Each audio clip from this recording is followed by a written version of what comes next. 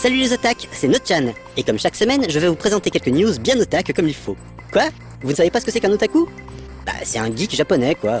Chaque otaku a sa spécialité, jeux vidéo, animé, idol. On peut même être otaku de bouche d'égout, pour vous dire. Quoi? Oui, je sais, je me la joue un peu Captain Obvious, mais il faut aussi penser aux noobs qui tombent sur cette émission pour la première fois. Des fois, à Hollywood, on se dit qu'il ferait bien d'arrêter les substances qui ont des effets bizarres. Vu qu'ils ont épuisé leur stock de sorciers juvéniles, de mutants super pouvoirs, de vampires qui résistent à la lumière du jour, voilà pas qu'ils commencent à lorgner sur les adaptations de mangas célèbres. Bon, d'accord, ça date pas d'hier en fait.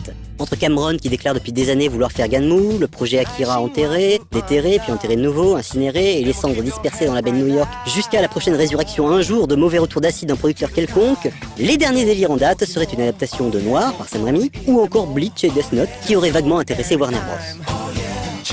Vous êtes geek, donc vous voulez le top du top. Vous voulez à la fois la richesse du son et le grain des vieux vinyles, mais en même temps la clarté d'un CD et ne pas courir le risque de rayer vos précieuses galettes de plastique par un barbare coup de diamant qui aurait malencontreusement sauté. La société ELP a la solution à votre problème avec cet élégant lecteur de vinyle laser pour la modique somme de 19 100 $.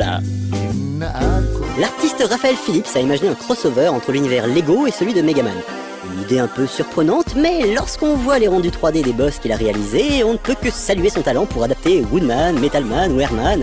À quand une véritable commercialisation de ces personnages? Alors qu'un film live de Yamato mettant en scène Kimutaku, l'égérie des ménagères du groupe SMAP, sort le 1er décembre prochain sur notre archipel préféré, on apprend avec tristesse la disparition du producteur de Yamato. Nishizaki Yoshinobu, qui avait connu le succès en 1974, nous a quittés récemment après être passé par-dessus bord de son bateau, qui s'appelait ironiquement Yamato. Il avait également produit le long métrage Urotsuki Doji, et c'est donc sans une pointe d'émotion qu'on peut se demander quel visage aurait l'animation japonaise aujourd'hui, sans sa contribution tentaculaire à cette industrie. Adieu l'artiste. Allez, on termine avec un truc de dingue qui peut rendre vert fluo n'importe quel nerd digne de ce nom. Un japonais vient de poster sur Nico Nico Doga, le YouTube ou le Dailymotion japonais si vous préférez, une vidéo de son installation pour jouer à Rhythm Tengoku, un jeu Game Boy fabuleux qui tourne ici sur DS.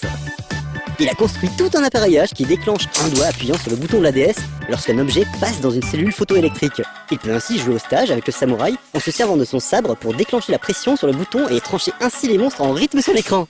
Avouez que ça, c'est quand même bien plus la classe que de jouer avec une Wiimote. Allez, à la semaine prochaine, bande d'otaku, et merci pour vos t-shirts.